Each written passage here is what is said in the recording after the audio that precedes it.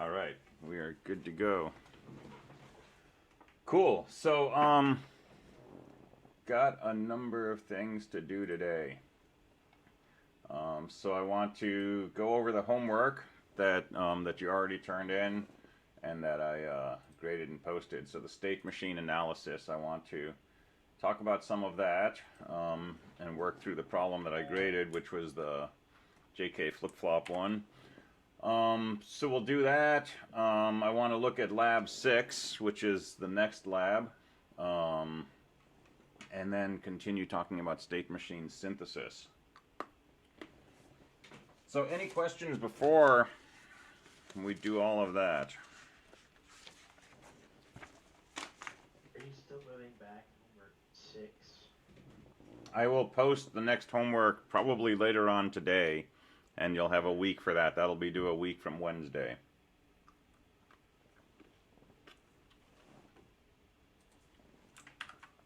Is Canvas still claiming that's due, like? Yeah. Okay.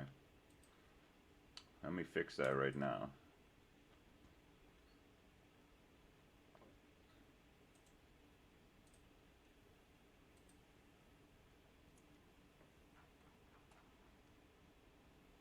Homework 6 due tomorrow, which will be posted here. All right, let me change that. So homework 6 will be due on the 26th at 3 o'clock.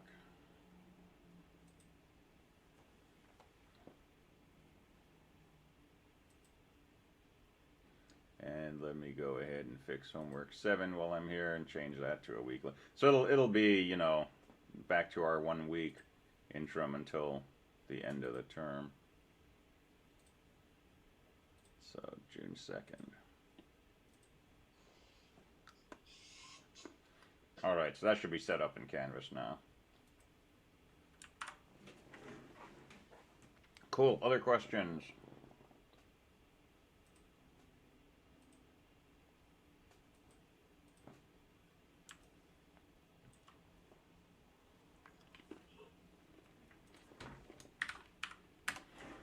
All right, let's talk about homework 5. So I graded question 4, which was the, no, I did question 3, which was the 2 toggle flip-flops. And this looked really good. So I think people, for the most part, have the right idea of how to do this.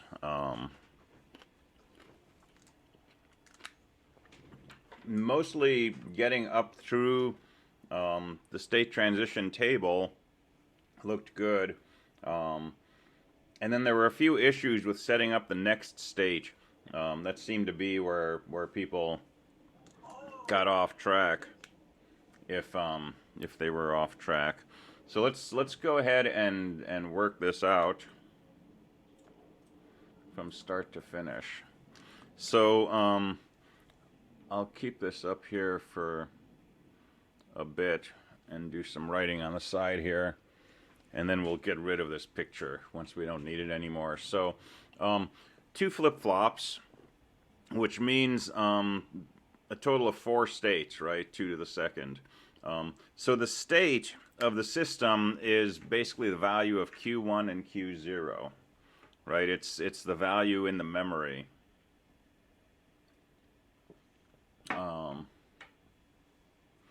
So let's make this state assignment table where we have Q1, Q0, and state.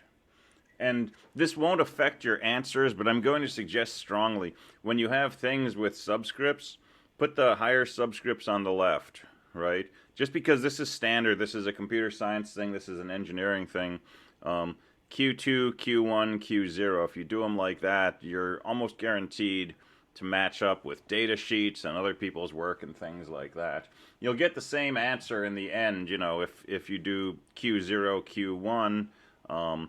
But I saw 2 things mainly. One, cases where people consistently used Q1, Q0, or T1, T0, and so on. Or 2, where I saw a mixed bag, where someone would do Q0, Q1, but then they would do T1, T0, and then they might do, Z0, Z1, and so on. And if you get these things swapped, if you're not internally consistent, then you get the wrong answers, right? So you want to go for consistency with what you're doing, and the easiest way to do that is to just have a habit, right? And if you're going to form a habit, I suggest if you have multiple, subscripts on something, put the most significant one on the left. Put the highest index on the left. So I'm going to stick with that. And so we have 4 possible combinations of those state variables, Q1, Q0. And, most people did what we've been doing here. They call this S00, 01, 10, 11. And again, it's a habit, right? You can call them A, B, C, D, W, X, Y, Z. You'll get the same thing in the end. All right, so we've got our state assignment table, and now we're going to write down the inputs to our flip-flops and the output of the system. We're going to write equations for those. So let's start with the output. So the output Z is equal to, well, it's being driven by Q0 bar. So that's what Z is equal to. And again, there's always one thing driving any of these lines. So T0 is an input that's coming from the output of an OR gate, right?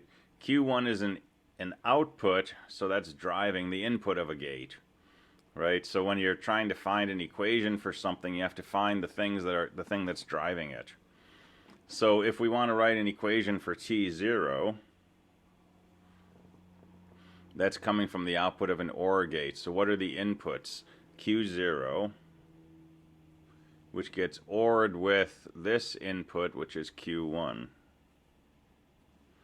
So that's the equation for T0.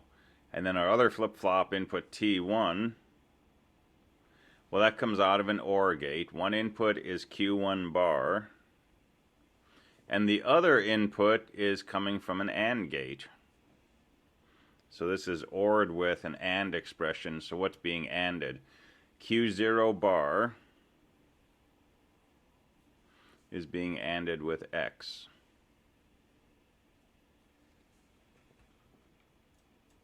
So there's the equations for the 2 flip-flop inputs and for the output of the circuit.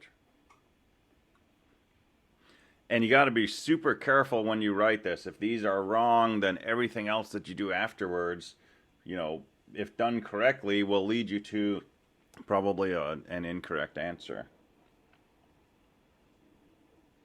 And this is where it's good to show your work, because if I could follow your work and I saw that, you forgot to use this bar over Q0 here, right?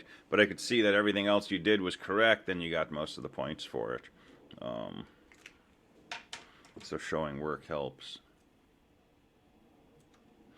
All right, so we've got our state assignment table. We've got equations for inputs to flip-flops and output from the circuit. So what's the next thing we want to do?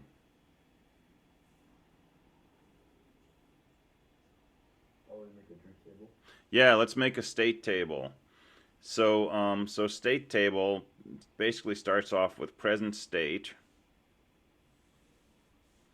and the inputs to the circuit, which for us is just X. And we want all combinations of present state and input. And this is like a truth table. We're just showing all possible combinations of the present state and the value of X. So I saw a few people where it looked like they were trying to write the first line of this, and then the second line was what the system would do after that first state line. And then the third line was where the system would go after it was in that state given by the second line. That's not what we're doing here. Okay, we're simply enumerating all the possibilities of present state, that's Q1, Q0, and input X. And so for us, this is always going to be 8 rows in this case because we have 4 possible states and we have a single input bit X. So we're going to list, S00 with an input of 0, S01 with an input of 1, 00 with an input of 1, S01 with 0, S01 with 1, S10 with 0, S10 with 1, and S11 with 0, S11 with 1.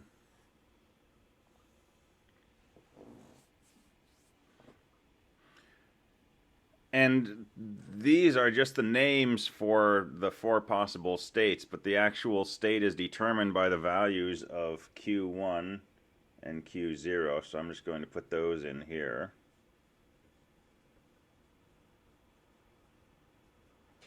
Right? Because when we try to write down what the value of T0 is, right, we can't just use S00, S01. We have to know what the values of Q0 and Q1 are. So I'm writing those down corresponding to that state. All right, so here's your present state. Here's the input of X. 8 combinations. And so now we can write down the outputs of the circuit. And the output, there's just one output, and it's just the inverse of Q0. So we can read what's in the Q0 column and just complement it. There's your output.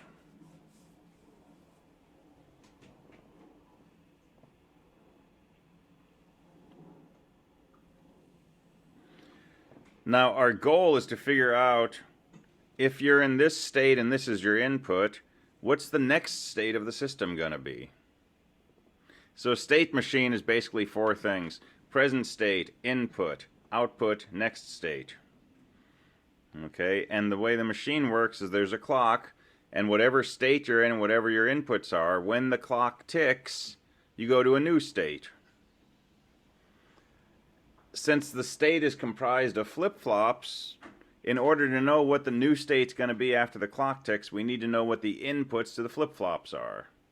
Because is the output of a flip-flop going to be 0 or 1? It depends what the inputs are. If these are toggle flip-flops, we need to know what the T input is. So we'll make columns for T1 and T0. And we got to fill these in before we can know what the new values of Q will be. All right. Well, T1 is an OR, and I would recommend doing this by making a column for this, making a column for this, and then ORing them together. But we'll do this in our heads, and I'm going to do this by looking at when T1 is a 1. So T1 is a 1 when either of these two expressions is a 1. So if Q1 not is a 1, that means Q1 is a 0. So anytime Q1 is a 0, this term's going to be a 1, which means T1 will be a 1. So I know I've got a 1 in these top 4 rows. And if Q1 is a 1 in these bottom 4 rows, well, this will be a 0. So T1 will just be this AND expression. So if X is a 0, this AND will be a 0. So I know those will be zeros. And the only time this will be a 1 is if X is a 1, which is here and here, and Q0 not is a 1, which means Q0 has to be a 0, which is right here. Anything else, it's going to be a 0.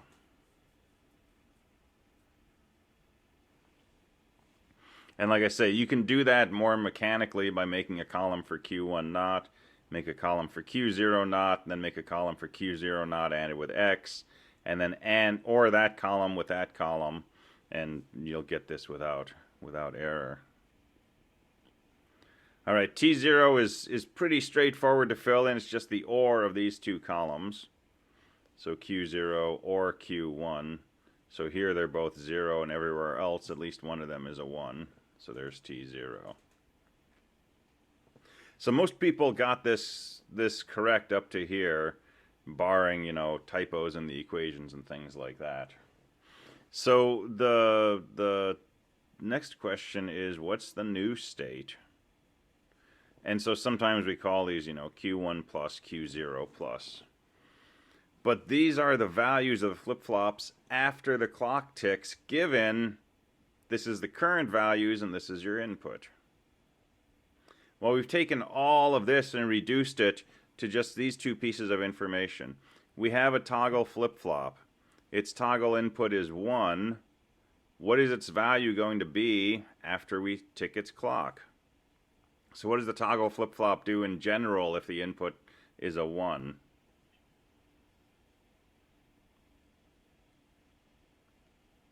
Just a plain old toggle flip-flop. Set the T input to a 1.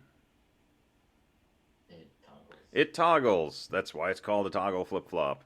So since the input in this, the row corresponding, the case corresponding to this first row, since the toggle input is a 1, flip-flop 1 is going to change value when the clock ticks. So what's the new value of Q1 going to be? It's going to be the opposite of the current value. So what's the current value of Q1 in this row? It's a 0. So after the clock ticks, that 0 toggles, it becomes a 1. Okay, that's the whole process for all of these machines, whatever kind of flip-flops you're using. You look at the input to the flip-flop, you might have to look at the current value of it, the present state, and you say, what's the new value after the clock tick? So for toggles, anytime we have a 1, this is going to be the opposite of the input, so of the present state. So if the flip-flop is currently a 0, clock ticks, it becomes a 1. And same thing here, and same thing here. But here, the toggle input is a 0. So what does the T flip-flop do if the input is a 0? What happens when you tick the clock? No change. No change, nothing happens. Right? It does not toggle. So this flip-flop is currently outputting a 1. It's going to continue to output a 1. All right, that's the whole connection between the flip-flop inputs, the present state, and the next state. So a few people made Q simply the opposite of what the present state was. That would only be the correct answer if the T input was always 1. But if the T input is a 0, leave the current value unchanged. If the T input is a 1, take the current value and toggle it. If it's a 0, the current value doesn't change. It stays like that.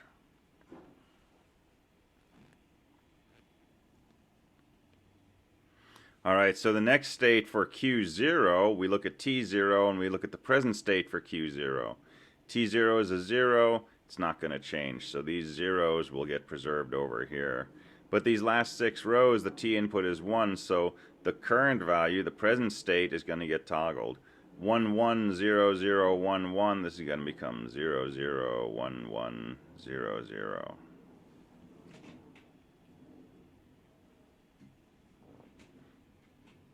All right, now I can write down the names of each of these states. I used a pattern when I made this, so I don't have to actually look at this table. I know this is state 1 0 1 0 1 1 0 1 1 0 1 0.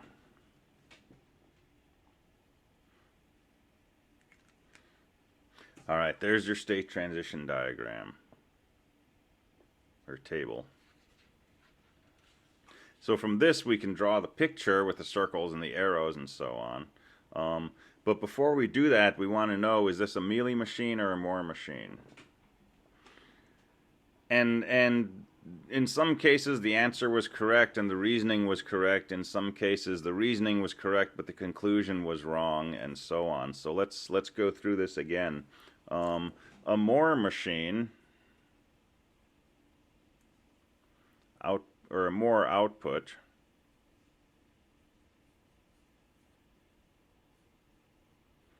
your output is a function only of the state of the flip-flops. It depends only on the Q's. Right? Now it could be, you know, not Q1 XORed with Q2 or Q3. It could be something complex, but it doesn't depend on any of the inputs. A Mealy output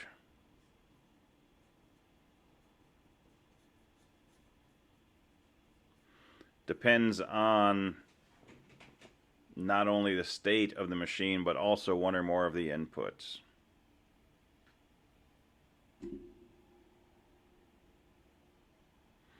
All right, well, if we look at the equation for the output, it depends on Q0 and nothing else.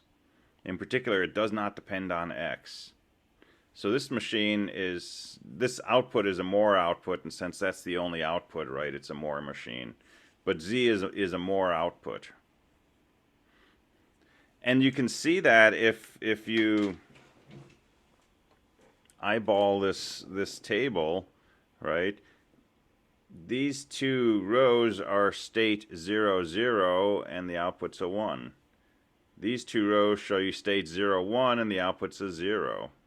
State 1, 0, the output's a 1. State 1, 1, the output is a 0. The output is completely determined by just knowing what your present state is. In each case, doesn't matter if x is a 0 or 1, the output is determined by which of your four states you're in. So this is definitely a Moore machine. And for a Moore machine, we can draw a picture of our states and transitions like this. State, and then we can list the output in the state circle itself. And then we can have transition arrows that show the input value. Now, if it was a Mealy machine where the output depended on not just the state but the input, then you'd want to have the output showing on each of these transition arrows. So you could say, for example, if the input's a 0, the output will be this. If the input's a 1, the output will be that. But for a Moore machine, we can just do it like this. I have a question about when we're drawing up the diagram. Okay. Do you want us to define like the branch as well as the state circle, like what? So it's useful to draw a key. Yeah. So I'll draw a circle. I'll say I'm going to list the state, a vertical bar, and then the output. And then I'll have a transition arrow, and I'll show the value of x on that. Okay. Now, it's pretty unambiguous in this case because there's only one input. But if we had three inputs, x0, x1, x2, you'd want to list all three of those on here. But you got to know what order they're in. So I would say, you know, x2, x1, x0. And then when I saw three numbers, I'd know the first number was x2, the last was x0, and so on. So it's like a map key, basically. All right, so let's make a diagram out of this. So we'll draw four states.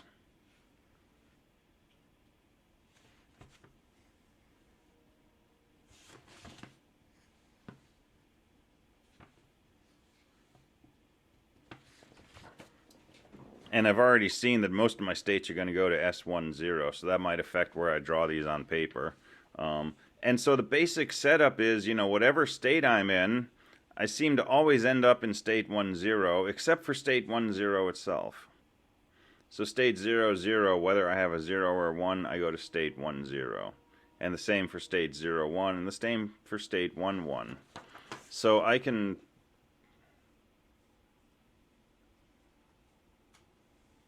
sketch these pretty easily. If I have a 0, I go there. If I have a 1, I go there. If I have a 0, I go here. If I have a 1, I also go there. And up here, if I have a 0, I go to that state. And if I have a 1, I go to that state. And then if I'm in state 10, I end up in either state 11 or 01, depending on the value of x. So if x is a 0, I go to state 11. So here I'll draw an arrow like this. And say if I'm in this state and my input's a 0, I go to that state. But if I'm in this state and my input is a 1, I go to state 01. So I also have an arrow like this. And if I'm in this state and my input's a 1, I go to that state. And then the last thing is to list the outputs, which I'm just going to do per state. So state 00, my output's 1. 01, my output is 0. 10, my output is 1. And 11, my output is 0. So there's your state transition diagram.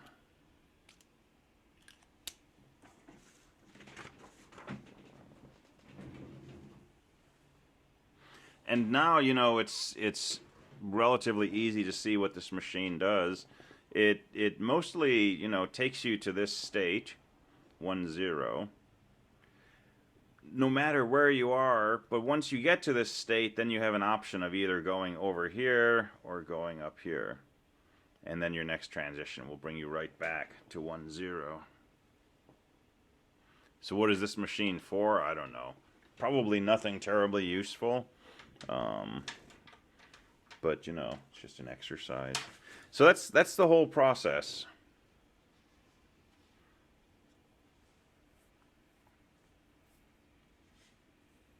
So questions about this?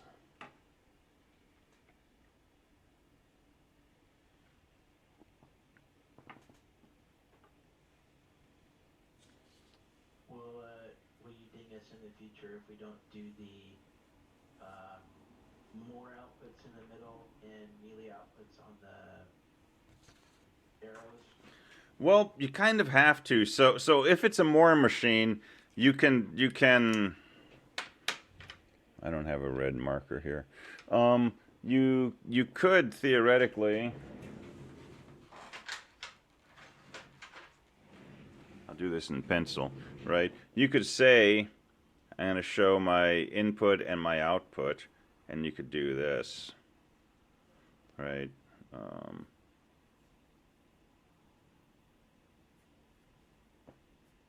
And so on, right? And that conveys the correct information. So that's not, you know, really horrible. But if you have a melee machine, there's no way that you can put your outputs in these circles, right? If your output also depends on X, then knowing that you're in state 0, 0 doesn't tell you what the output is.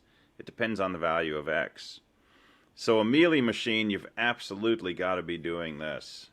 A Moore machine, yeah, I definitely want you to do that, but it's possible to, you know, write your outputs on these arrows and convey all of the information. So that would not, you know, cause a complete loss of points on the output part, because I could at least see that you knew what the outputs were. But there's just no way to take a melee machine and show the outputs without putting them on each transition arrow. So, but your best bet is, you know, make sure for a Moore machine it's in here, for a melee it's on the arrows. And that's one way to know which is which, right? If it's possible to list the outputs in here without putting them on the arrows and without losing any information, you've got a Moore machine, right? And if it's not possible to do that, you've got a melee machine. So it's kind of a bit of a self-testing process.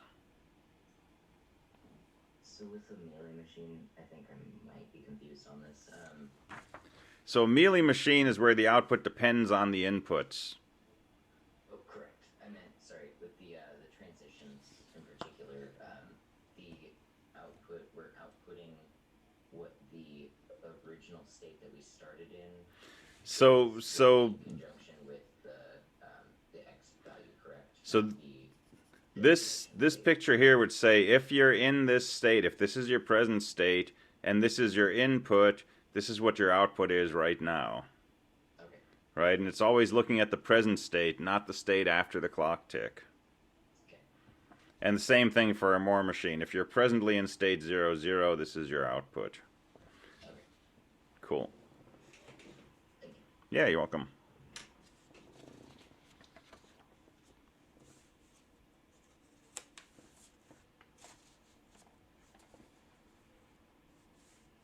All right, other questions?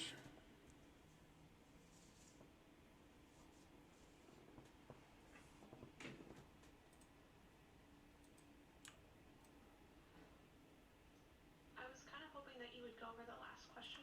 Yeah, I was kind of hoping that too. So let's talk about timing analysis.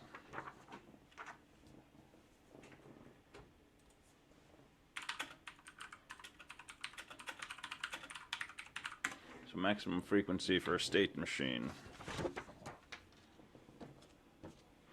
So we did this in general. Let's do this specifically for this machine. So here's your flip-flops. And setup time is 15 nanoseconds. Your hold time is 10 nanoseconds. This sends its outputs to your combinational logic. This has a propagation delay of 45 nanoseconds. You've got some external inputs coming in. You've got some outputs being generated, and you have a feedback. Some number of outputs of your logic going into your flip-flops. Alright, so let's think of this as, you know, a positive edge.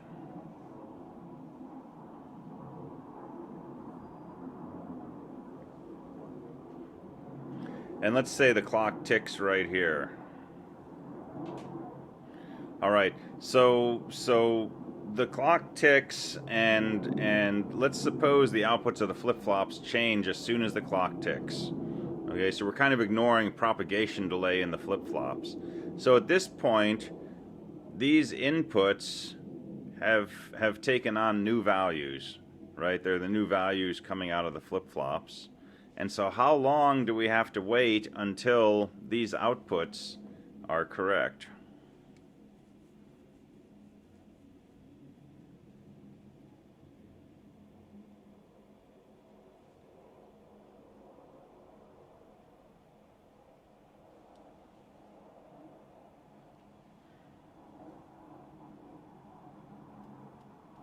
You'd have to wait 70 seconds Well, to move to the next state.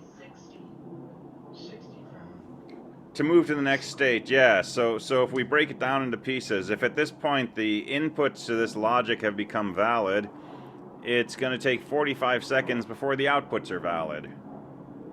Right? So combinational logic outputs are valid. That's 45 nanoseconds. The down tick of this clock is random. It's just got to go down somewhere. It doesn't do anything. So 45 nanoseconds till the outputs are valid. And then the setup time on the flip-flops, say the inputs to the flip-flops have to be stable at least this long. And so we've got another 15 nanoseconds after the inputs to the flip-flops are stable before we can tick the clock.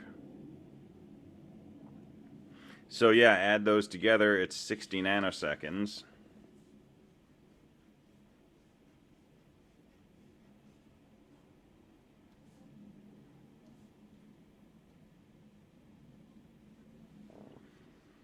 So that's your period. Just a heads up, you're covering your work. Well, that's a bummer, because that was some glorious picture drawing I was doing there. All right, thank you. So there's the clock tick, and this is when the inputs change on the combinational logic. So we have to wait 45 nanoseconds till the combinational logic's output is stable. And that output is the input to the flip-flops, and so the setup constraint says the inputs have to be stable for at least 15 nanoseconds before the clock tick. So it's 60 nanoseconds from there to there. That's the soonest that we can tick the clock. So 60 nanoseconds from one tick to another, that's the period, and our frequency is just the reciprocal of that. So if we do the period in seconds, the frequency will come out in hertz. So 60 nanoseconds, let's do 60 over a billion seconds. It's 60 billionths of a second.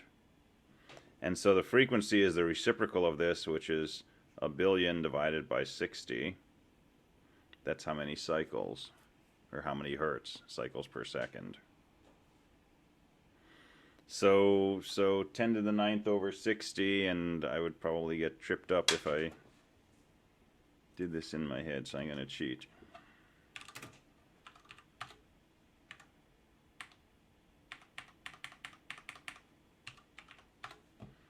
Alright, so this should be 16 megahertz, I believe.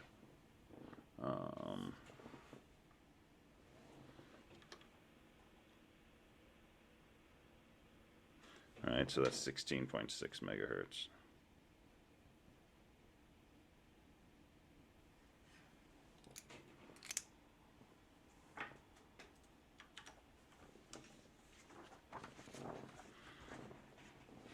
So that's part one, right? Maximum frequency at which you can clock the machine is 16.6 megahertz. If you try to go faster, then the period will be smaller, and you end up potentially ticking your clock before the flip-flops have had enough time to set up their inputs, or before the combinational logic has actually given its correct output.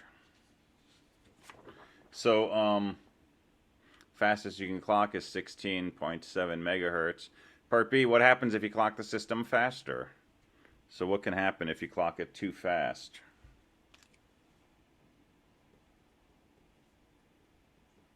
It can oscillate. It could oscillate. Or it could just return a false value. Yeah, return bad values. Which is really what the oscillation would be, right? If this flip-flop somehow gets tripped up, it can start chasing its tail, basically. And instead of stabilizing to a 1 or a 0, it can flip back and forth. Or it could just return a bogus value. Because, either this circuitry hasn't produced its output because you've got, something feeding into something else, feeding into something else, feeding into something else, feeding into something else. And maybe the input changed here, and that change has worked its way through its logic and gotten this far, but this thing hasn't changed its output yet. And you're updating your flip-flops based on incorrect values. What else can happen?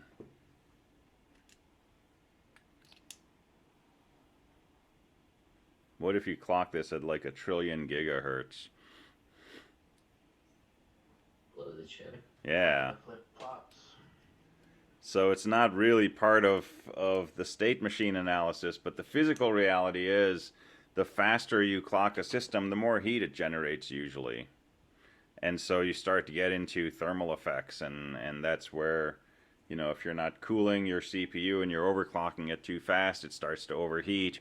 And that can cause malfunctions. It can cause transistors to give incorrect values, but ultimately can also cause the thing to, start to melt. Or, catch on fire. And things like that.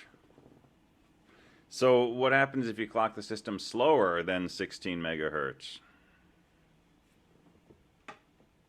It might be more stable and just but slow. Yeah, it basically runs slower, but as long as there's no minimum speed for these flip-flops, you can clock it as slowly as you want. And these flip-flops, they're cross-coupled inverted gates, like NOR gates cross-coupled. They're completely stable.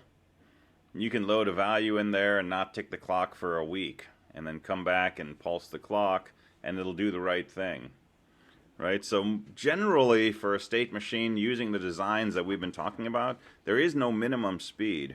You can clock it once an hour, and it will still work. It'll just move, more slowly from here into here and back to there and so on. But it'll still do the correct thing, as long as there's no minimum speed on your memory elements. Now, if your memory is stored with different technology like dynamic RAM, where you're storing, a little bit of charge in a capacitor or something, then there may be a minimum speed that you can clock. And below that, you might start having memory degradation and so on. But for these, not an issue other than, things go slowly.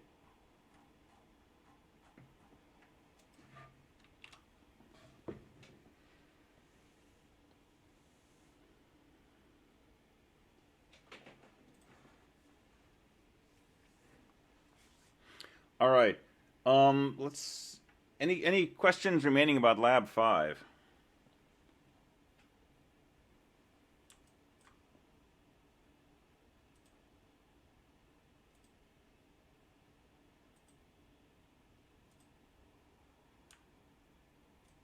So I'll get this Sort of. graded. Sort of? Yeah, go for it. Let me see. It was looking at my lab real quick. Okay. And I had a question about the timing gram for point 2 of the lab. Wouldn't it be the same as the first one since we basically used the same circuit as the first one? Well, so timing diagrams are really an attempt to sort of understand or explain what's going on with a circuit. So here would be something you could do. You have your 555 pin 3. And that's, giving you some output.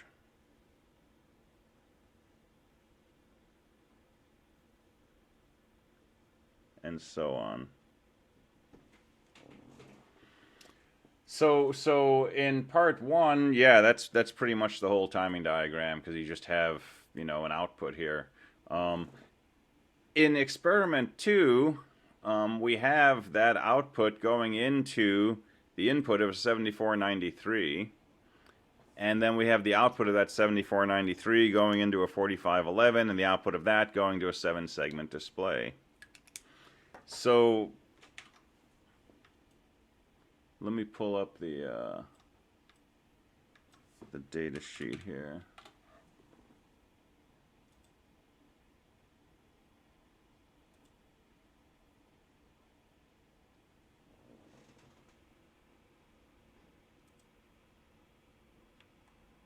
So the 7493 over here on the right. So we have outputs Q, A, B, C, and D. So this would be an interesting timing diagram, right? So 74HC93. So the suggestion was to take the output of the 555, hook it up to input A, which is pin 14. Right? So input A, and that's going to be a copy of the 555 output. So you do this on graph paper so things line up and so on. And what happens? Well, input A and QA are related to each other. And if you look at this, say, on an oscilloscope, or if you hook up LEDs and you look at what's happening here and here, what you're going to find is that QA is going to toggle every time that input A drops.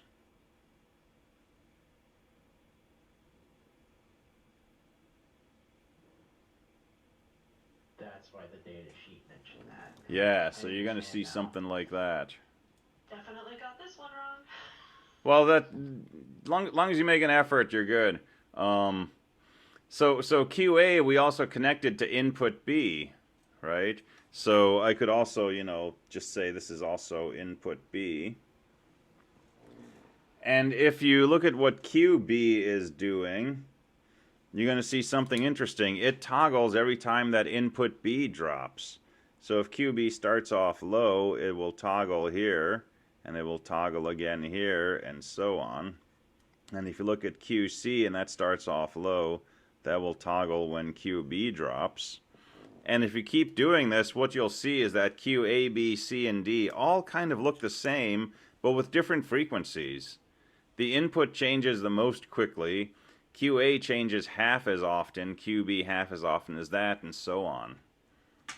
And this is a waveform you'll encounter again and again, a set of waveforms, and it basically is the waveforms for a binary counter.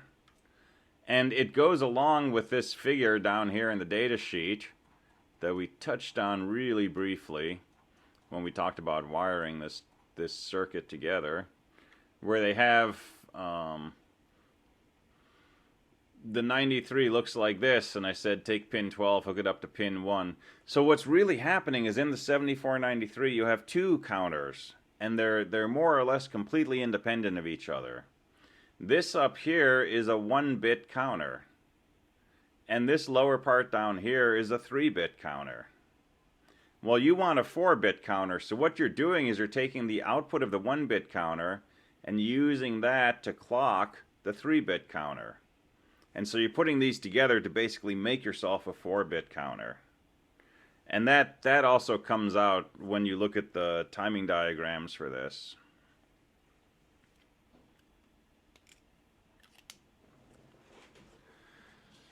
A weird recommendation on future labs is saying specifically a timing diagram for each of the circuits within the entirety of it? Because I was like, I don't understand this, it's the same. Yeah, so the other recommendation is ask about it, right? So a number of people asked me about this. What do you want for a timing diagram here? So it's good to think about it and to, you know, come to that point of confusion where it says, well, wouldn't this be exactly the same, right? So that's a good step in the process. So then the next step is ask for clarification, right?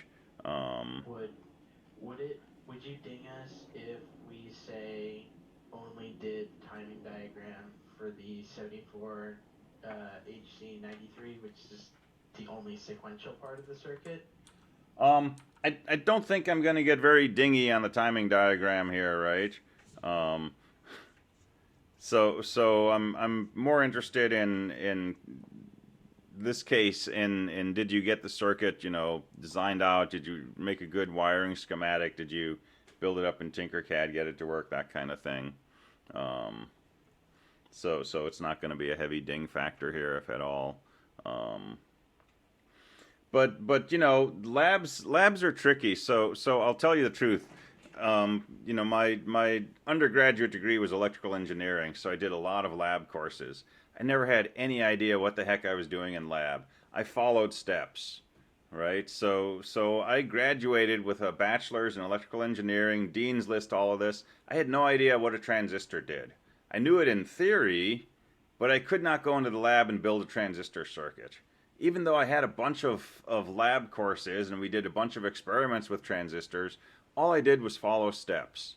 Do this, do this, do this. And I did those steps and I wrote down what happened, and I didn't learn anything, right? So there's always a tension in lab design between, you know, giving enough information so somebody can do what they're trying to do without having it just become a checklist, right? And in my lab courses, things erred on the side of being very checklisty, and I was able to get A's in my lab courses and not actually learn what I should have been learning. That's on me, right? But you know, the other side of that is not giving enough information to explain what you're supposed to be doing. And I kind of prefer if we err on that side and you come and ask for clarification. And I can either give you more information or say, well, that's something you need to figure out, right? And that's kind of what the new experiment is about. Is that's a part that you have absolutely no real guidance on, right? It's the extreme of coming up with something novel, just based on your understanding of what you've been doing in the lab. So, but never hesitate to come and ask for clarification, especially if it seems like, you know, well, this makes no sense because it's the same as something else, or this doesn't seem like it's possible, right? Just ask for clarification. Does that make sense?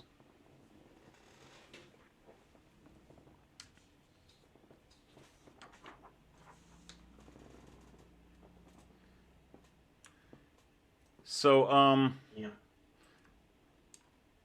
let's look at this circuit a little bit. So this is listed as a JK flip-flop. There's nothing going into the J or the K. The understanding, and I don't know why this is an understanding, but the understanding is that the J's and K's are basically ones here, which means these are acting like toggle flip-flops where the T input is always a 1. So this circuit actually looks like this. And here I'm going to draw a different kind of toggle flip-flop where there's no T input. This is a device that simply toggles every time that the clock ticks.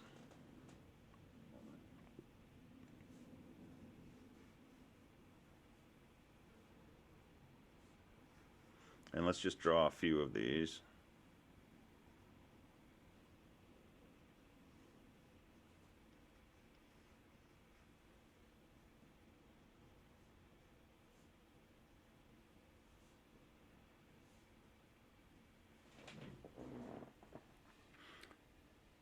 All right, so what does this circuit do? And first of all, this is not a good circuit, right? We don't really want to drive the clocks from anything other than a single signal in general.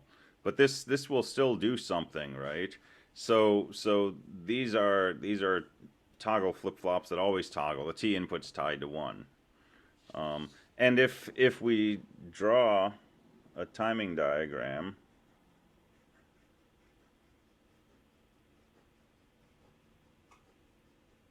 like that, and we look at Q0, Q0 will flip every time that this clock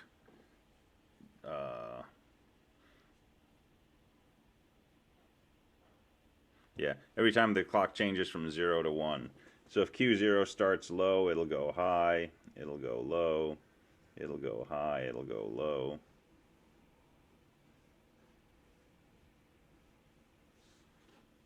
All right, so what about Q1? Q1 is coming out of this flip-flop. When is Q1 going to change value? Not Q? At, what about not Q? That's mostly the right answer. When it goes high. When which? So when Q0 goes low. So when this Q bar goes high, right? When this ticks, Yep. Q1 will change value. Okay, so this clock is Q0 bar, right? So when Q0 bar drops, this will go high, and that's when Q1 will change. So every time Q0 drops, this goes and toggles.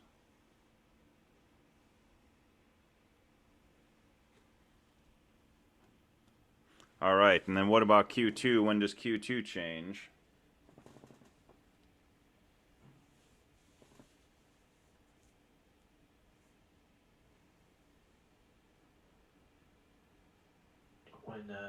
When the third bit is a 1?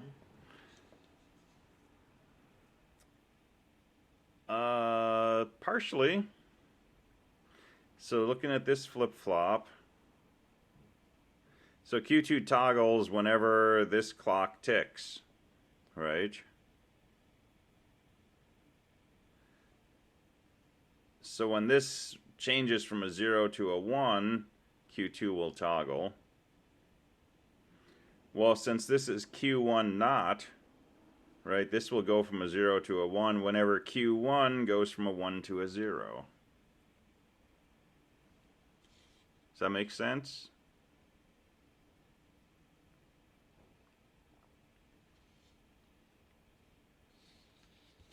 Yes. So if Q2 starts low when Q1 goes from a 1 to a 0, Q2 toggles. When Q1 goes from a 1 to a 0, Q2 toggles.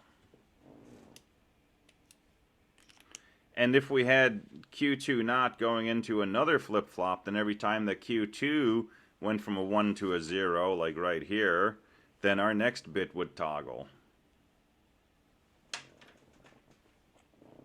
And so if we just look at Q0, Q1, Q2, right, here each of these are a 0. Here we've got a 1, 0, 0, a 0, 1, 1, a 1, sorry, 0, 1, 0, 1, 1, 0, 0, 0, 1, 1, 0, 1, 0, 1, 1, 1, 1, 1, and then back to 3 zeros. So that's how that counter is set up. And it's basically a series of cascaded toggle flip-flops.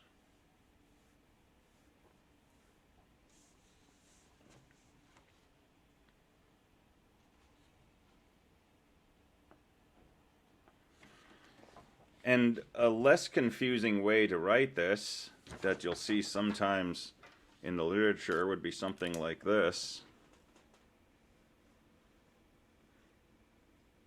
We think of these as negative edge-triggered flip-flops. So we put that little bubble there. And we just take each output and feed that to the clock input on the next stage.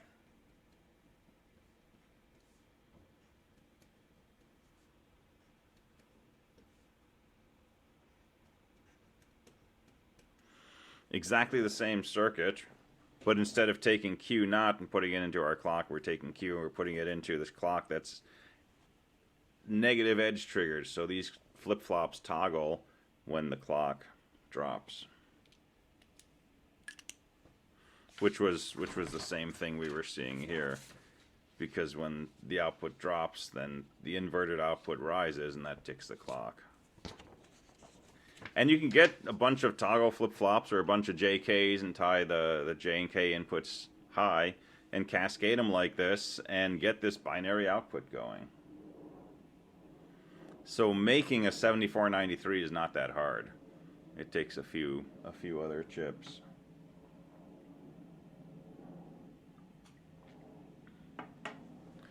Can you buy like a standalone JK flip-flop, or do they always come in like a package of 4? They usually come in a package of 2. I've never seen a single one. Just because, you know, you've got J, K, you've got clock, you got Q, you got Q bar. That's 5 pins. I guess if you made an 8-pin package, you would have 1 inside, but it's just probably not cost effective. So the fewest I've seen is 2 in a 14-pin package. But you can have more inputs. So for example, on here, there's this other input on the bottom of each of these, which has a little circle on it, and this is a reset input. And the idea is anytime that you activate this input, the output immediately goes to 0. Doesn't matter if you're clocking it or not. And so that's how you reset this counter. So if you put a 0 along this line, you get a 0 in here, and here, and here, and here. All of those flip-flops go to 0 immediately. That resets your count. And how do you get a 0 along this line? Well, you need a 0 coming out of this NAND gate, which means a 0 out of a NAND means you need a 1 out of the AND, which means you need both of these inputs to be a 1. So if both these inputs are 1, you get a 0, that clears your device. And that jibes with the truth table where it says if both inputs are 1, then your output is all low. Otherwise, if at least one of your inputs is low, then the output is whatever your current count is.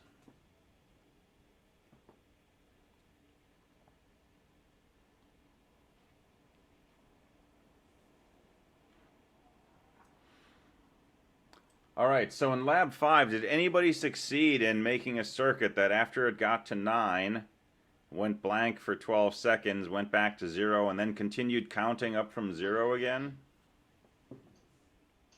I got mine to count from 0 to 9. It would go blank for a few seconds, and then it would go to 0. But then the simulation would really slow down. Yeah. Did anybody have a circuit where it did continue to count after that? Mine would just stop working, and then the amperage would just slowly climb. Yeah. Same. Okay. Yeah, so I don't know why that is. I'm pretty sure it's either a bug in Tinkercad or something that I'm just not seeing and that nobody else is seeing apparently. Go ahead. One other thing I tried that really broke it was I had I had an idea to like reverse the counter from 9 to 0 with an inverter. And I couldn't get past 0 to start out with. It just like completely slowed down and broke. Interesting. Okay. Yeah, so it could be something that I forgot, like, oh, but you have to, you know, have a chicken in the same room when you run this or something. Could be something I spaced out on, or it could just be a bug. Oh, okay, so you're saying it works without the 7 segment. So, oh, you put a capacitor on the clock signal. Cool. Okay, so someone said it works without the 7 segment. Is that without the 4511 or just without the display?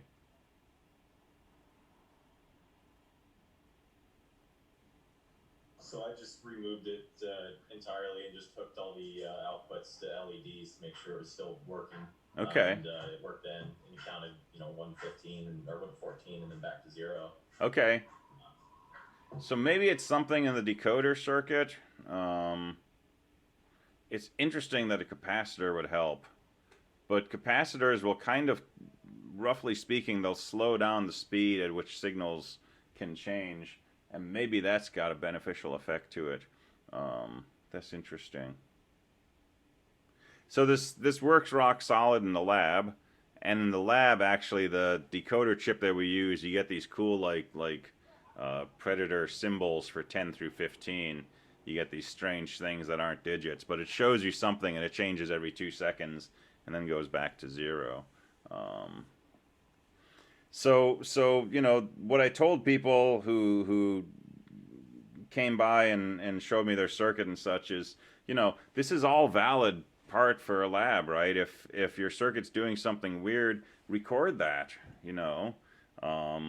The ultimate purpose of this is not, you know, to get a circuit that counts perfectly and does what I'm expecting it to do. The ultimate goal here is, you know, here's what I think should happen. Here's an experiment that should demonstrate that. Here's what actually happened. And if that doesn't agree with what you expected, that's actually kind of exciting, right? Because here we're finding something that, you know, maybe suggests Tinkercad acts differently from how we thought.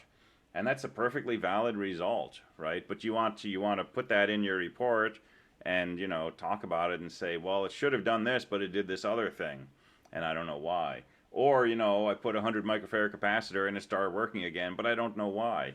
That's all like good stuff, right? So this is science. This is where the good stuff happens.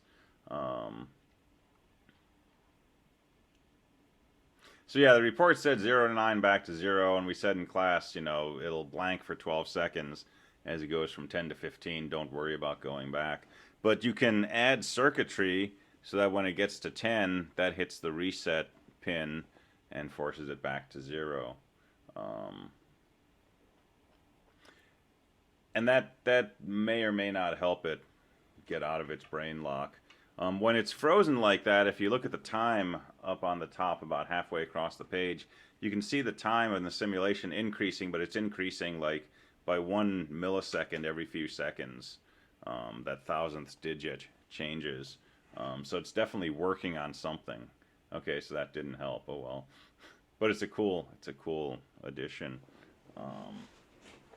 So yeah, reality and more often simulations work perfectly and then the reality misbehaves, but sometimes it's the other way around, which is its own interesting thing.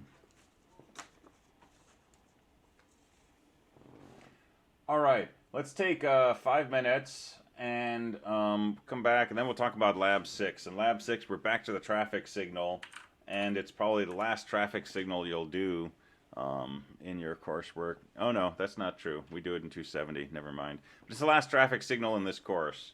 So we'll take a 5-minute break. Come back. We'll talk about Lab 6, and then we can continue talking about state machine analysis.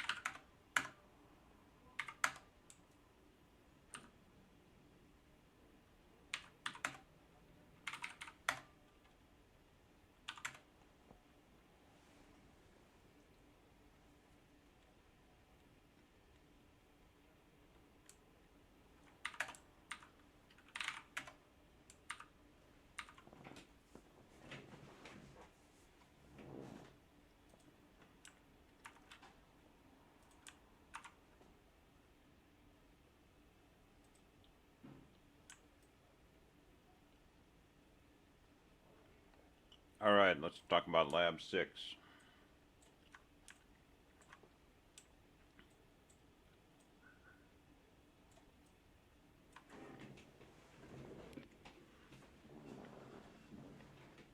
So Lab 6, we're dealing with sequential logic.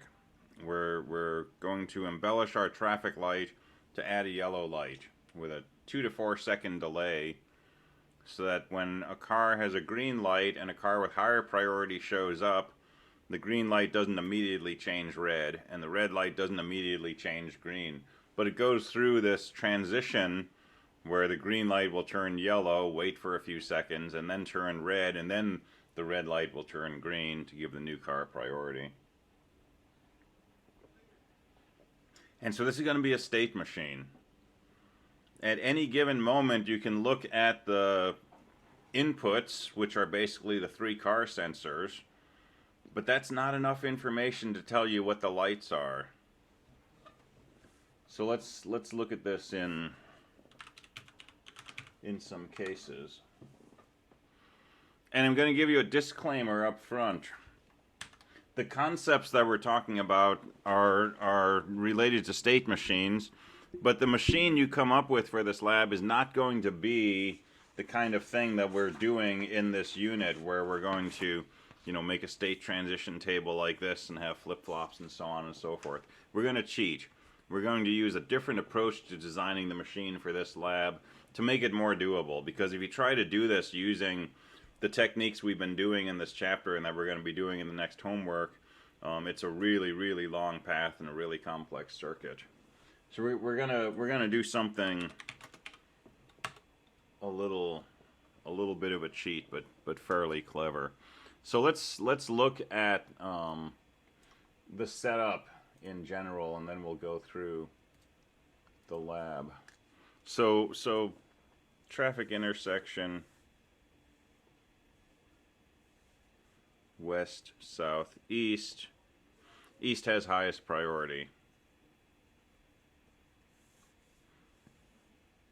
And we've got, green east, green south, green west, red east, red west, red south, and eventually we'll have yellow east, yellow west, yellow south. But for a moment, don't do this on the lab because I'm going to lose points myself for doing this, but, let's just think about the green lights.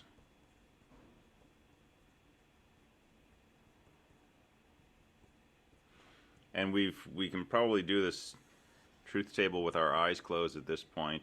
East has highest priority, so anytime there's a car to the east, it gets a light. South gets priority if there's nothing to the east. And if there's nothing to the east or the south, then west gets priority. And if you give west priority when there's no cars, then your equation for west comes out pretty simple. So here's the truth table most people have converged to. And then you fill in these columns accordingly, right? Okay, here's the problem. Suppose I know that there's a car to the east, and there's no car to the south or the west.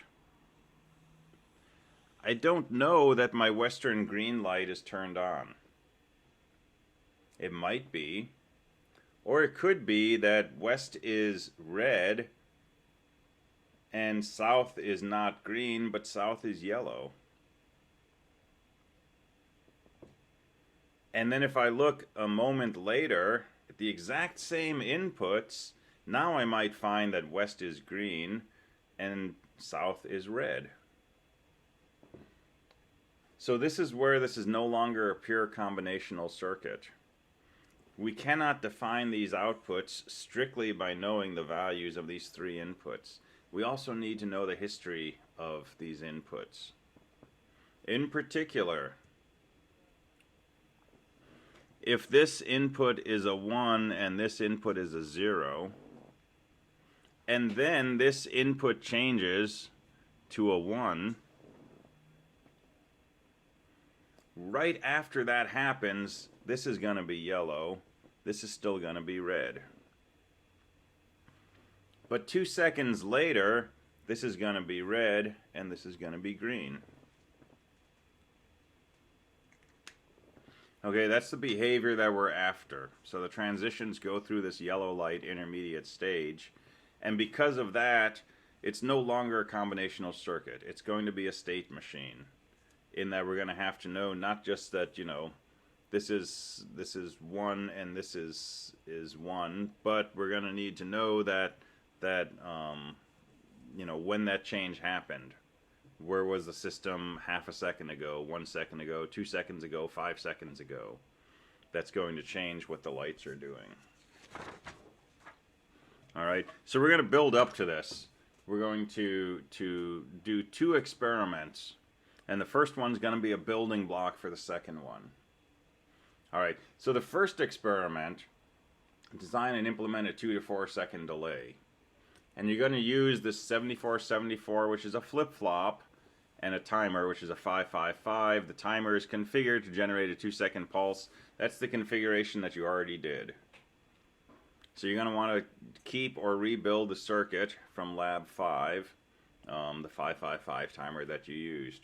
You're still going to include it in your schematic diagrams, right? It's still a part of your circuit. Even if you're just reusing it, it's still got to be in this lab report. All right, let's take a look at the 7474.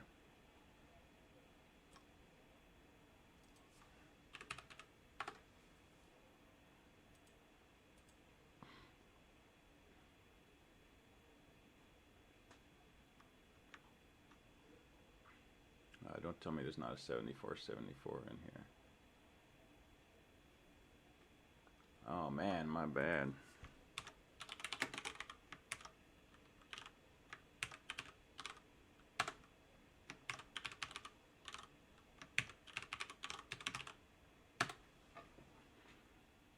Let's check here.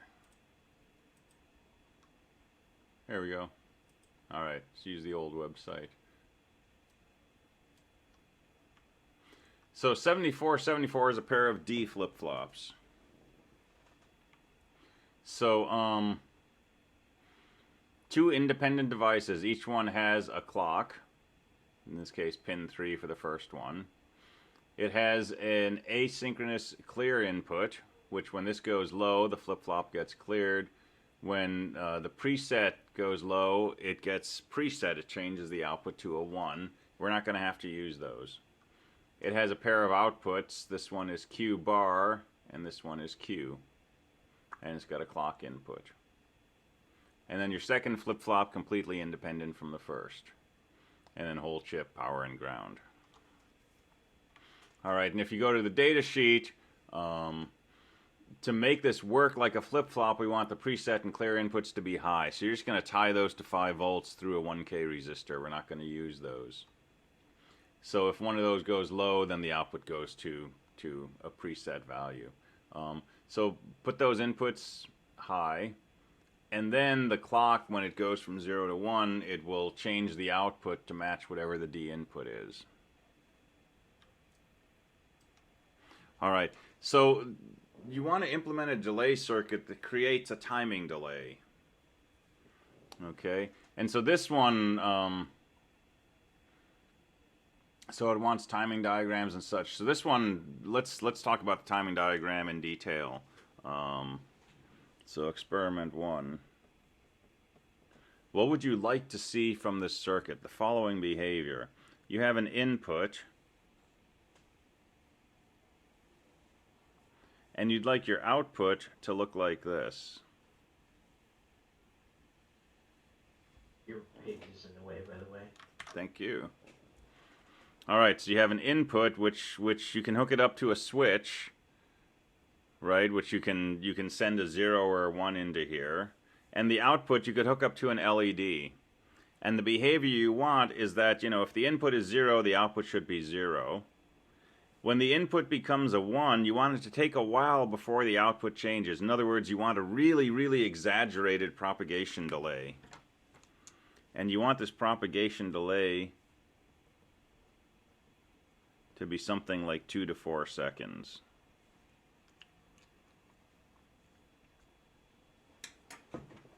And this is a cool circuit, right? The effect is you have a switch and a light.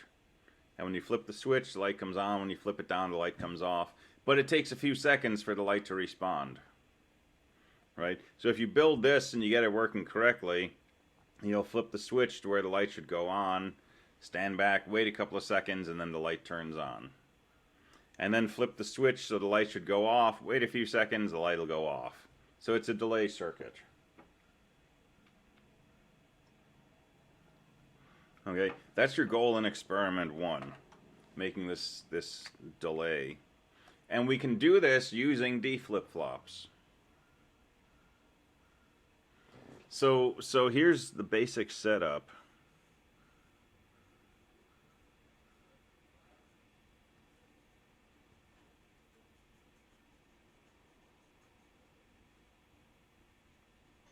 Your sheet's in the way again. Okay, thanks. I will switch back in a moment. Just keep reminding me because I keep forgetting. So there's your D flip-flop. And you have a clock going in, which is coming from the 555, so it's a 2-second period. Okay. And your input goes into your D input. And so the question is, what does your output look like relative to your input? If I were to draw a timing diagram for this, and here's my input,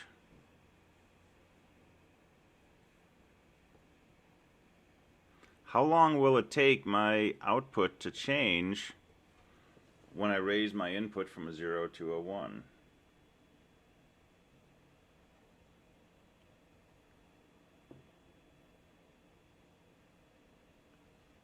Would it be 2 seconds?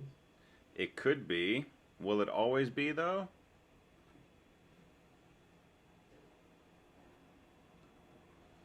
So we can't clearly answer this unless we know what the clock is doing. So for example,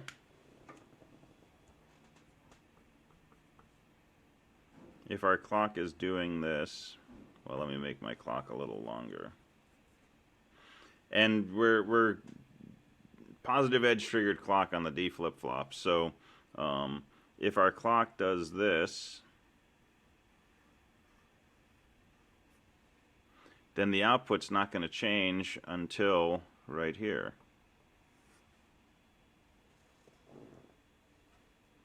And so we're going to have, a little bit of a delay. If the clock does this,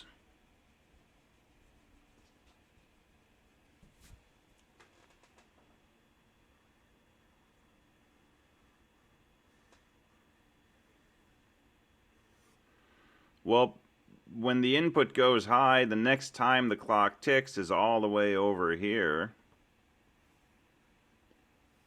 It's going to be a really big delay.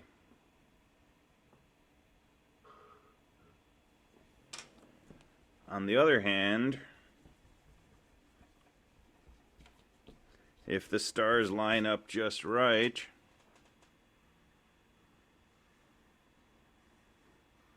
the clock could do this, and the next clock tick right here, the input is high.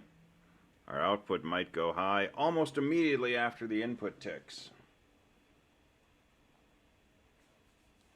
So we don't know with a single flip-flop how long it's going to take the output to change, but it's going to be somewhere from 0 to 2 seconds.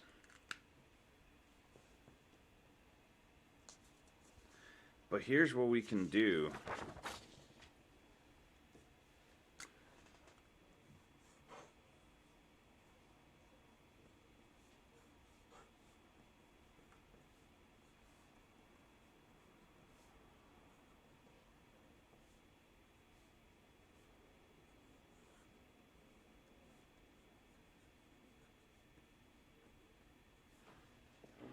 Make a pair of flip-flops. So our input goes into the D input of the first flip-flop. The output of that goes into the D input of a second flip-flop, and the output of that goes to our LED. So do some analysis on this. You have a clock. You have an input. You have, I don't know, let me call it QI for Q intermediate, and then we have our output signal. And do some analysis on this and see what your timing delay is. And what you should find out is that your output changes somewhere from 2 to 4 seconds after your input. And it's still going to depend on kind of where you are in this clock cycle when you change the input. If you change right before a tick, your final output will take about 2 seconds. If you change right after a tick, your final output will take 4. But you'll have at least a 2-second delay in doing this. And your goal for experiment 1, 2 to 4 second delay. So a pair of flip-flops will do that for you. And you get a pair of flip-flops inside a 7474. So play around with this circuit, make some timing diagrams, show, these different parts of the system, and try to get a feel for what this does and how it works. That's experiment 1.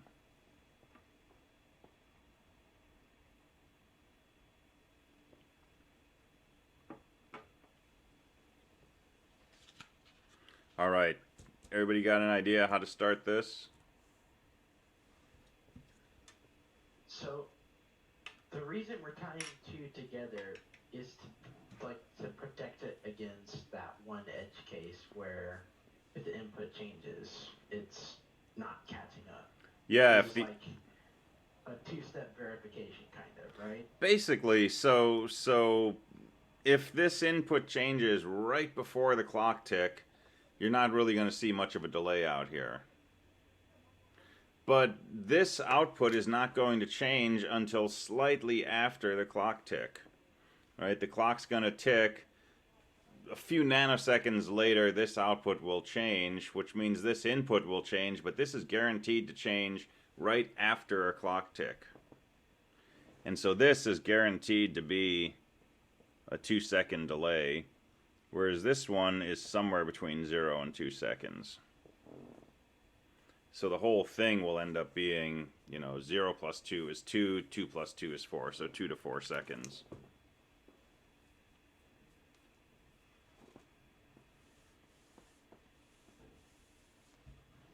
And like I say, this is a good one to play with the timing diagrams and see if you can figure out where that's coming from.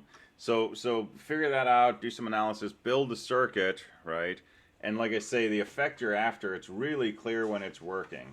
Because the behavior is, flip the switch and a few seconds later the LED comes on. Flip it again, a few seconds later it goes off.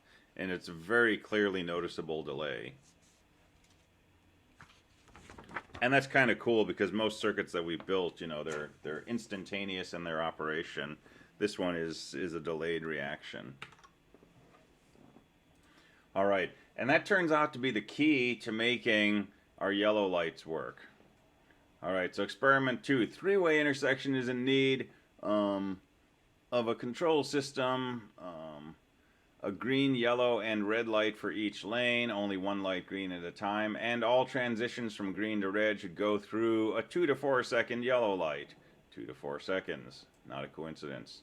All right, so same deliverables here, right? Sketch of the intersection, identify what the inputs and outputs are. And then document your design. Okay, so this is a case where you want to explain what you're doing.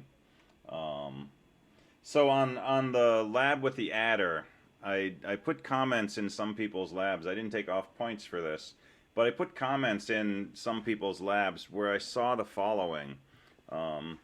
Here's a truth table for a 4-bit adder. 4 bits in, 3 bits out.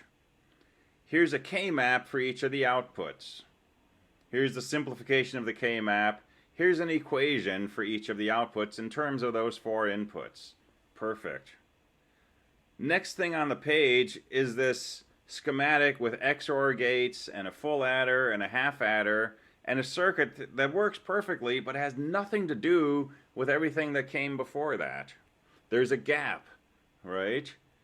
Here's a 4-bit truth table adder, here's the equations, here's the minimization through the K-maps and so on and so forth. And then all of a sudden, magic, here's a full adder, half adder that that adds two 2-bit numbers, and here's the implementation in Tinkercad, right? There's a gap missing, okay? So don't have a gap in here, right? You're going to want to explain how the circuit that you implement in Tinkercad works. Don't just draw a schematic and say, you know, here's my circuit, here it is in Tinkercad, it works great.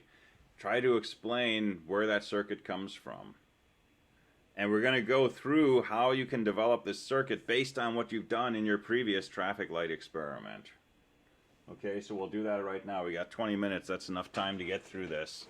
But you wanna make sure that you understand why this circuit works, how it works, and then describe that in your report. Right? And finding that level of description is potentially tricky. You can assume the person reading your report understands digital logic, but they've never built a three-way intersection traffic light with a yellow light. So that's the part you want to explain. Why does this design work?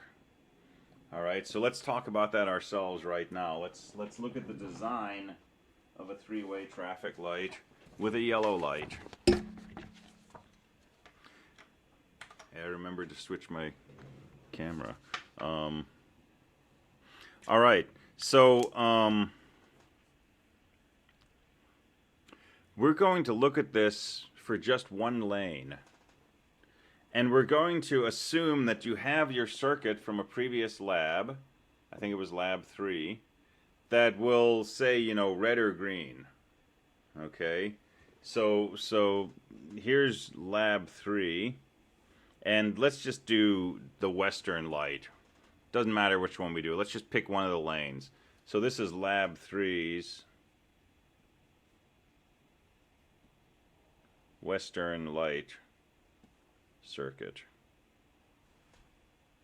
Okay, lab 3 west. So what does it have? It has some inputs, which is like west, south, east, and has a pair of outputs. So west red and west green. All right, you've already designed this, you've already got a schematic, you've already built it. You're going to use this for the new circuit. Okay, and this is going to be just for the western light, but with a yellow. And here's what we're going to do.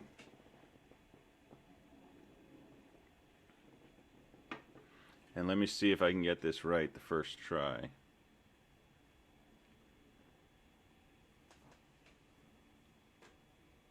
We're going to take this green light and we're going to put it through a delay circuit.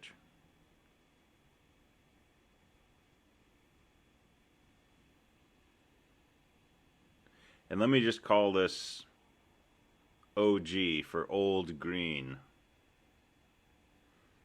Okay, so this is green signal from lab 3.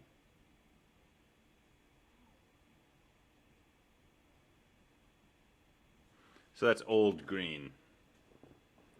And coming out of our delay circuit is going to be our dog. That's the delayed old green.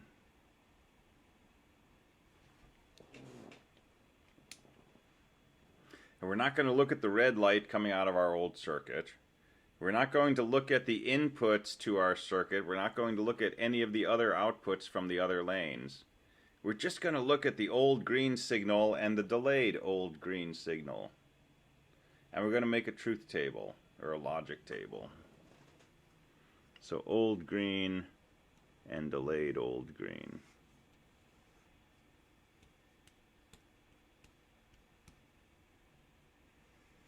And let's just think about this logically, or sort of logically. So if the old green signal is a 0, what does that tell us? It tells us this lane was not allowed to go in lab 3. It had a red light. If the delayed version of that signal is also a 0, it means this light has been red for 2 to 4 seconds. In other words, this lane, as of a few seconds ago, did not have permission to go, and it still does not have permission to go. So if you have a lane and the current situation is you don't have permission to go, and you didn't have permission to go a few seconds ago either, what color should your light be? Red, green, or yellow?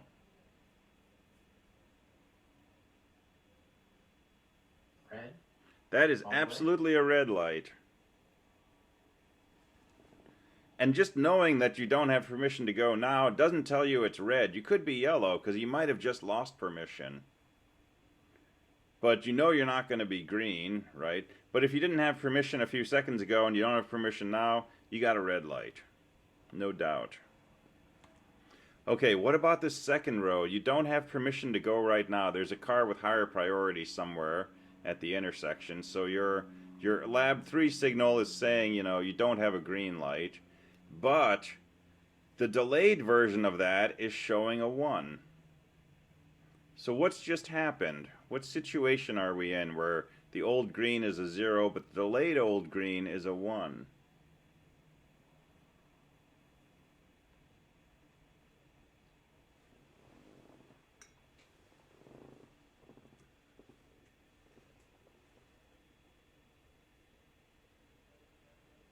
Well, wouldn't it be yellow? Because it's delaying the old green.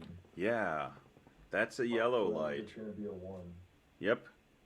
So this is saying, you know, hey, there's a car with higher priority, but, you know, half a second ago, you were the highest priority lane.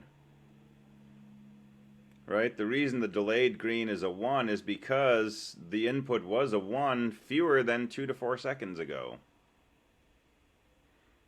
So this is a case where you had a green light and now somebody else has higher priority. So that's when you want to go to a yellow light. Okay, this is the new state right here.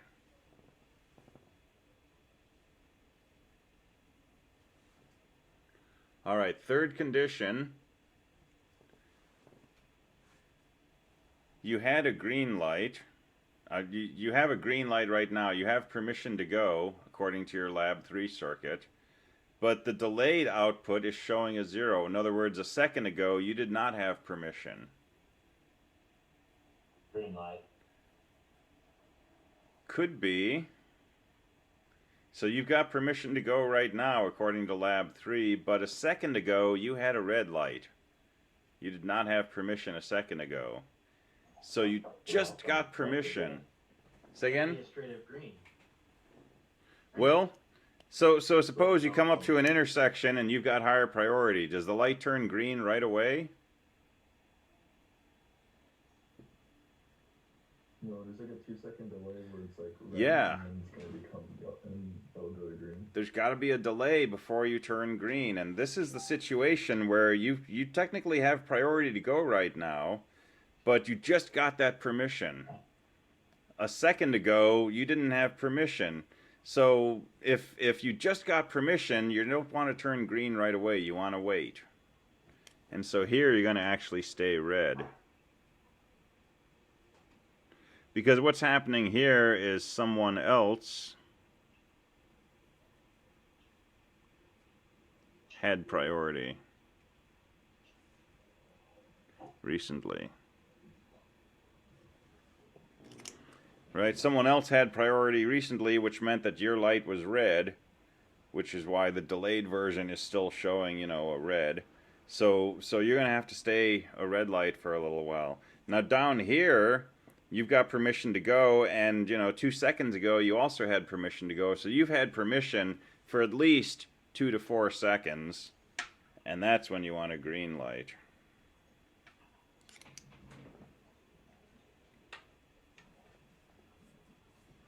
All right. So this is the heart of your traffic control circuit for Lab 6. This table right here.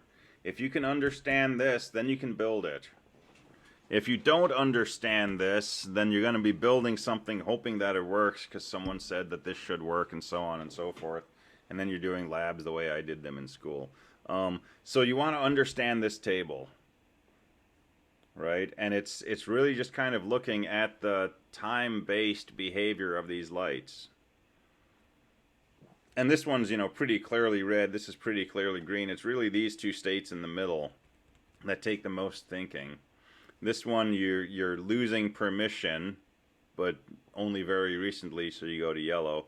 This one you're getting permission, but only very recently, and so you're going to hang out and be red. And if we were to draw a timing diagram for this situation, maybe it would look like this. So let's say you've got a red light. So yellow is off and green is off, and red is on. And let's say you get permission.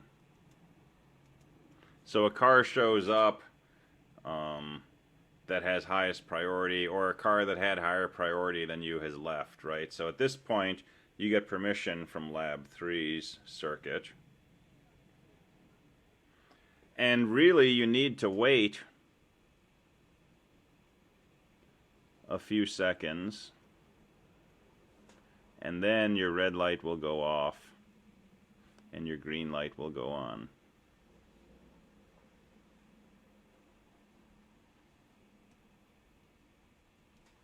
And then let's say you lose permission.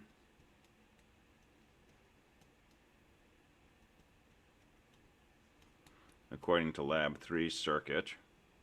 You don't go red right away. Your green light goes off, your yellow light goes on, and then after 2 to 4 seconds, yellow goes off and red goes on.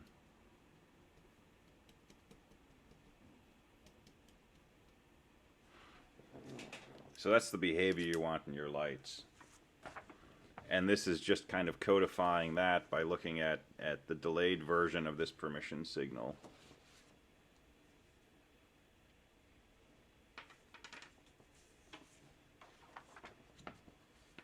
All right, so once you understand this, now you can start building a circuit. So this is not really a truth table because we have words like red and yellow here in the outputs, but we can turn this into a truth table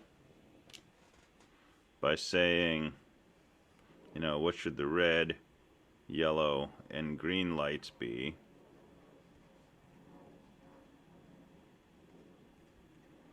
All right, well, there's a truth table. We got ones and zeros. So 2 inputs, 3 outputs. Make equations. I'll get you started. Green is equal to og, ANDed with dog. Right, if both of these are 1, green should be a 1, otherwise it's a 0. So do the same thing for yellow, do the same thing for red, and now you've got 3 equations. You can build circuits for these 3 lights. So when you put this all together, the effect is you've got Lab 3 west, old green. You put that through a delay circuit, which gives you a delayed old green. You put that into some sort of combinational logic, and you get out a red, a yellow, and a green, and these are all for west.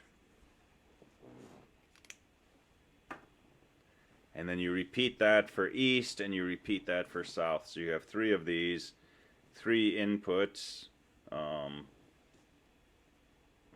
total of 9 outputs. So your old green, right, comes from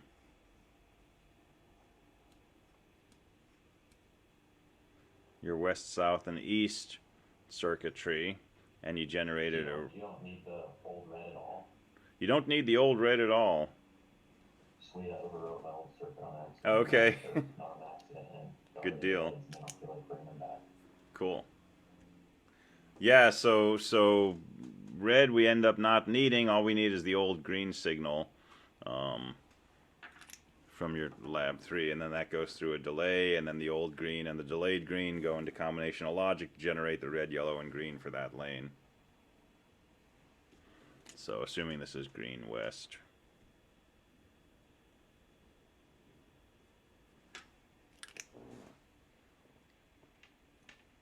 Does that make some sense? This is a really funky circuit.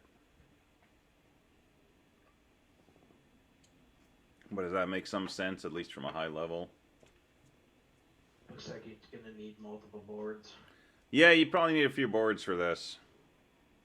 This one's really super duper fun to build in the lab because you're pulling out a board from a few weeks earlier, and there's usually wires that have been pulled out and all this stuff, and yeah, it ends up with lots of good times.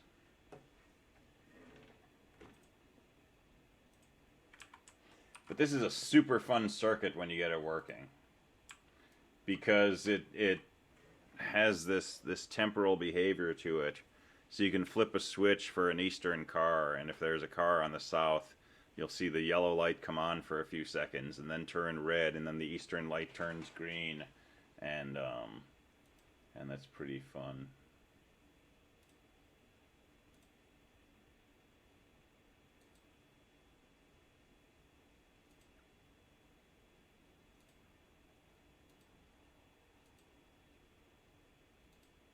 All right, other questions about this?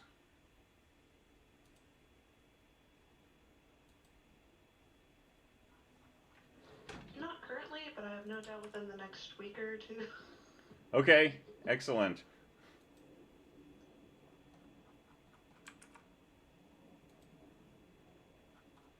So office hours have been getting pretty nuts. So I had 10 people in there this morning, and yeah, actually, so you hopped out before I could get to you, I think, this morning, and I did finally get through everybody. It left me with 2 minutes to get to my next class. But lab hours at 11 o'clock Tuesday through Thursday, that's strictly for this class, right? So I'm getting lots of students from my other classes, and they have an assignment coming up due Friday. And I'm getting lots of students coming in for advising because registration is opening. So you're kind of competing with a much larger crowd during regular office hours. So if you have the option of coming in during lab hours from 11 to 12 before class, that's probably going to be a time when you can get more time from me and ask more questions, and we can work on more things. So if that's an option for you, right, take advantage of that. But I'll try to get to everybody in office hours in the morning.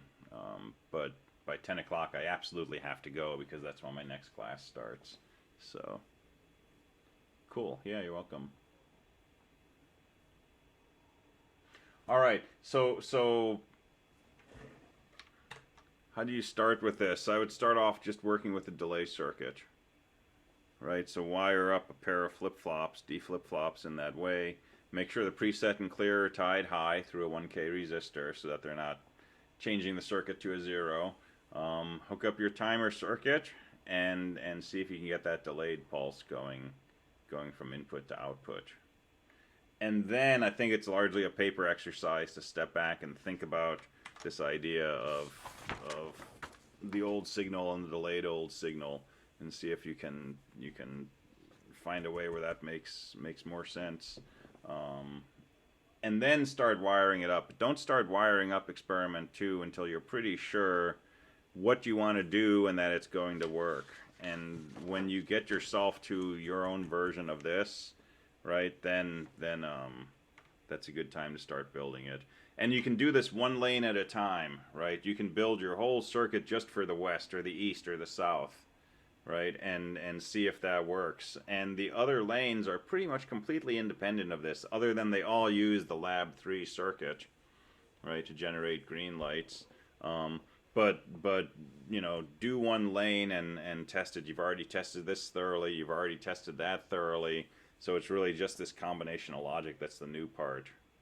And exercise that, build it, make sure it's working, and then when that's correct, then just mimic it for the other 2 lanes, and then you're done.